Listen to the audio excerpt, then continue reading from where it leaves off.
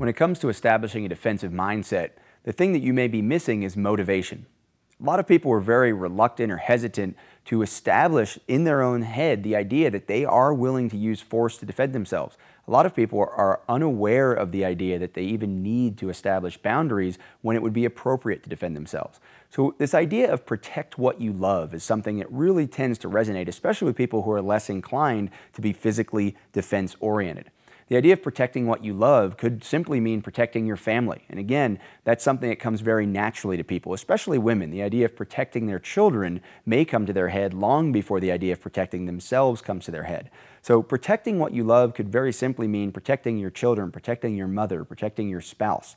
Maybe it's just protecting your friends. Maybe you love your friends, you care about your friends. And this could be brotherly love. This could be the kind of love that people have when they serve together in a military. It doesn't have to be just romantic love that we're thinking of. Obviously, parental love is that type of love that can definitely inspire people to take protective action, to take assertive, aggressive, and maybe even violent protective action to protect their children from harm. The idea of protecting what you love, however, should extend way beyond just protecting family. What is it that motivates you? What is it that keeps you wanting to protect yourself, keeping you whole, keeping you wanting to protect yourself from violence that could injure you, that could kill you, that could take you away maybe from some experience that you've had?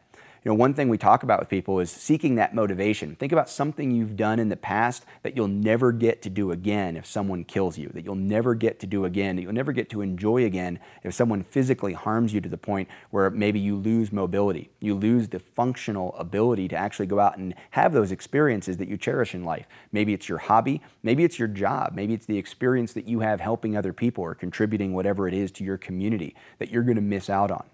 Maybe it's an opportunity that you want to protect.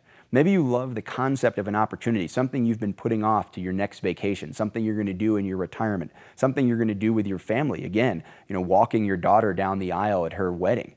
If you're not there to take advantage of that opportunity to share that with her on her wedding day, you're not protecting what you love. The idea of the experiences you've had, the opportunities that lay ahead of you, and the people that you care about all could be huge motivations to learn how to defend yourself.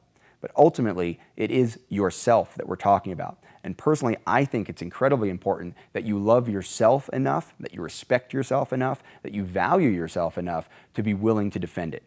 Your body is important. Your brain is important. Your experiences, your opportunities, and the people in your world all value you. You should value yourself. Protecting what you love doesn't necessarily mean it has to be external. It could be very well internal, and in fact, I think that's the best motivation that you could possibly have for establishing a defensive mindset. When you wake up in the morning, you have to be aware of the fact that evil could show up.